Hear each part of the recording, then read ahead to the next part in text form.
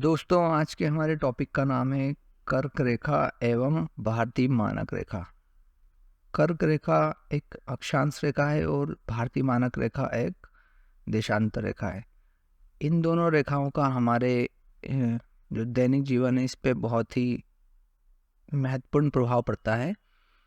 तो हम लोग आज इसके बारे में चर्चा करेंगे।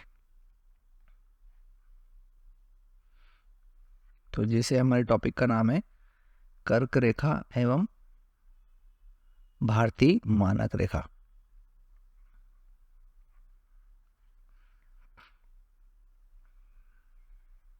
तो जैसे ग्लोब पर हमें देखने पर कुछ आड़ी रेखाएं दिखती हैं जिसे हम बोलते हैं अक्षांश रेखाएं। तो ये सबसे महत्वपूर्ण एक अक्षांश रेखा है। इसे बोलते हैं 0 डिग्री रेखा या फिर भूमध्य रेखा। भूमध्य रेखा इसके उत्तर में 23.5 डिग्री पर 23.5 डिग्री उत्तर पर हमें मिलती है कर्क रेखा। इसको ट्रॉपिक ऑफ कैंसर भी बोला जाता है। ट्रॉपिक ऑफ कैंसर 23.5 डिग्री दक्षिण में हमें मकर रेखा, इसे बोलते हैं टॉपिक ऑफ कैप्रिकॉन।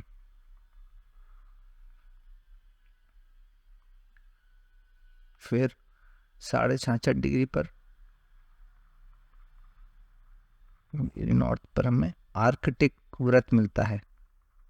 आर्कटिक व्रत और 66.5 डिग्री साउथ में या दक्षिण में हमें अंटार्कटिक व्रत मिलता है। अंटार्कटिक व्रत, इसको इंग्लिश में बोलते हैं अंटार्कटिक सर्कल, इसको बोलते हैं आर्कटिक सर्कल। और ये जो ध्रुव है इसको हम 90 डिग्री पर बोलते हैं। 90 डिग्री नॉर्थ और 90 डिग्री साउथ, ये साउथ और ये नॉर्थ, इसको बोलते हैं ध्रुव। ध्रुव या पोलर रीजन। ठीक है। अब ये जो कर्क रेखा और मकर रेखा है इसका बीच का जो क्षेत्र है ये, इस क्षेत्र को हम लोग तापमान के हिसाब से बोलते हैं उष्ण कटिबंध क्षेत्र। उष्ण कटिबंध या ट्रॉपिकल जोन। ट्रॉपिकल जोन 23.5 से 66 में जो दिख रहा है कर्क से आर्कटिक और मकर से अंटार्कटिक में, ये वाला, इसको बोलते हैं हम लोग शीतोष्ण कटिबंध। शीतोष्ण कटिबंध, ठीक है। या इसको बोलते हैं सब ट्रॉपिक जोन। फिर ये 66.5 से 90, ये वाला, और 66.5 से 90 डिग्री, इसको हम लोग बोलते हैं शीत कटिबंध।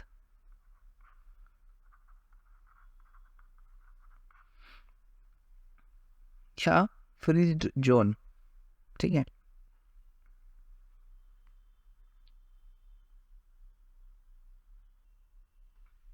अब ग्लोब पर हमें, जब हम भारत की स्थिति को देखते तो हमें ग्लोब पर भारत यहाँ पर दिखाई देता है। मतलब भारत का आधा भाग कर्क रेखा के ऊपर है और आधा भाग कर्क रेखा के नीचे है। तो भारत जो है वो आधा उष्ण कटिबंध में स्थित है और आधा शीतोष्ण कटिबंध में स्थित है। उष्ण कटिबंध का मतलब होता है यहाँ पर तापमान शीतोष्ण कटिबंध की अपेक्षा थोड़ा सा अधिक होता है, और शीत कटिबंध में तापमान शीतोष्ण की अपेक्षा बहुत ही कम होता है। इसलिए जो ऊपर वाला जो क्षेत्र आप लोग देखते हैं, जो उच्च अक्षांशीय जो क्षेत्र हैं, ये वाले, ये क्षेत्र और ये क्षेत्र, यहाँ पर आपको बर्फ जमी हुई देखने को मिलती है।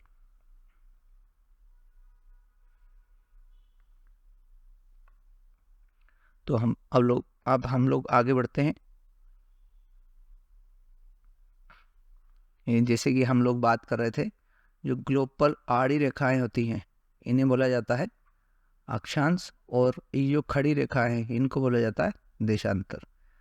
तो ये जो जैसे ये भूमध्य रेखा है, इसी प्रकार एक 0 डिग्री रेखा यहाँ पर भी हमको देखने को मिलेगी। इसको बोलते हैं प्राइम मेरिडियन।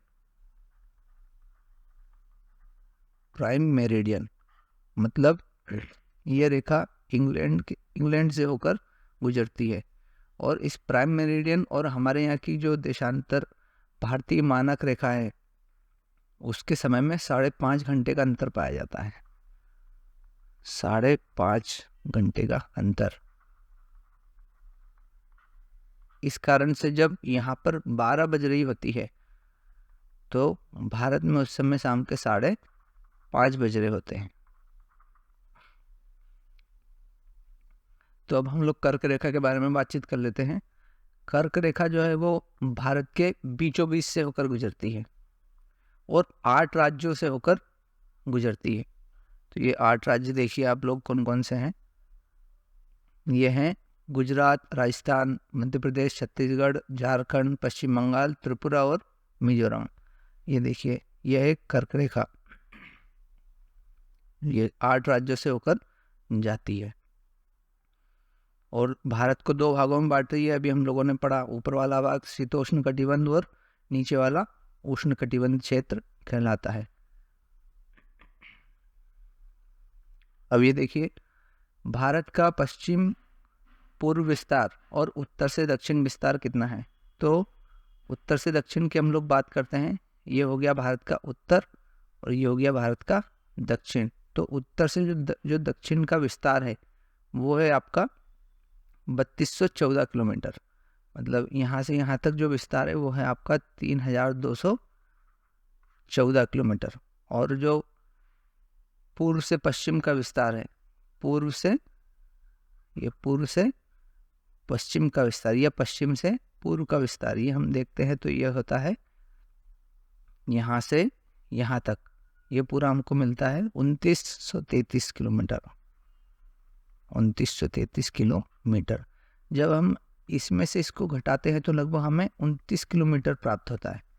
तो अक्षांश और देशांतरी विस्तार में लगभग 30 किलोमीटर का अंतर है, 29 या फिर 30 किलोमीटर का अंतर इसमें पाया जाता है। आगे बढ़ते हैं, आगे हम लोग देखते हैं। अब हम लोग बात कर लेते हैं भारतीय मानक समय रेखा की। तो यह 82.5 डिग्री पूर्वी देशांतर पर है। यहाँ पर करके कुछ पूर्वी देशांतर है, वहाँ पर देखिए ये आपकी कौन सी रेखा है, भारतीय मानक रेखा, जो कि 6 राज्यों से होकर जाती है, 5 राज्यों से होकर जाती है। इसमें नाम है उत्तर प्रदेश, मध्य प्रदेश, छत्तीसगढ़, उड़ीसा और आंध्र प्रदेश।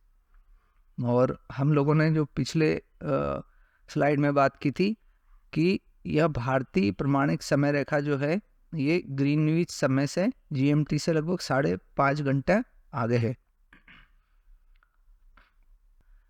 भारत का जो अक्षांशीय विस्तार है वो हमने पढ़ा था कितना है, यहाँ से पश्चिम से लेकर पूर्व तक है 2933 किलोमीटर। 2933 किलोमीटर होने के कारण ये बहुत ही ज़्यादा है। और इसमें जो समय का अंतराल आता है वो आता है 2 घंटे। मतलब यहाँ पर जो सूर्य है वहाँ में पहले दिखाई देगा, उसके 2 घंटे बाद सूर्य का उदय कहाँ पर होगा, गुजरात में। और जो भारतीय मानक समय रेखा है वह उत्तर प्रदेश, मध्य प्रदेश, छत्तीसगढ़, उड़ीसा और आंध्र प्रदेश, इन 5 राज्यों से होकर जाती है। देखिए हमने लास्ट वाली स्लाइड में हमने पढ़ा था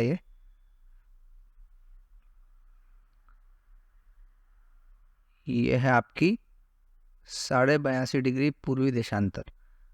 इससे ही भारत में समय का निर्धारण किया जाता है।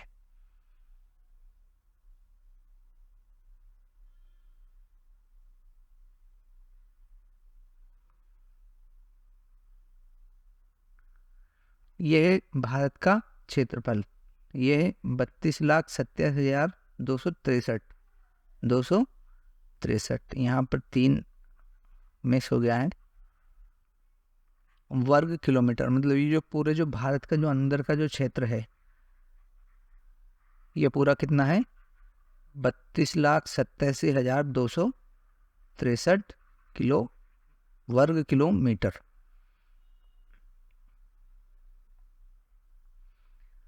ये देखिए टोटल। और ये विश्व की जो जनसंख्या, विश्व का जो क्षेत्रफल है उसका है लगभग 2.4%। मान लीजिए ये पूरा विश्व है, तो विश्व का जो पूरा जो क्षेत्रफल है वो हो गया आपका 100%, और 100% में से ये वाला 2.4% क्या है, भारत का जो क्षेत्रफल है इतना क्षेत्र है।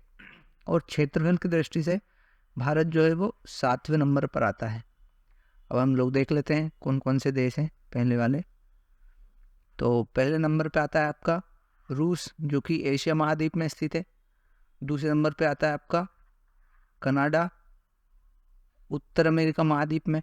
तीसरे नंबर पे आता है आपका अमेरिका। चौथे पर चाइना, जो कि एशिया में है। पांचवे पर ब्राज़ील, जो दक्षिण अमेरिका में है। छठे नंबर पे ऑस्ट्रेलिया, और सातवें पे आता है हमारा भारत। जनसंख्या की बात कर लेते हैं, तो चीन के पश्चात भारत का दूसरा स्थान है।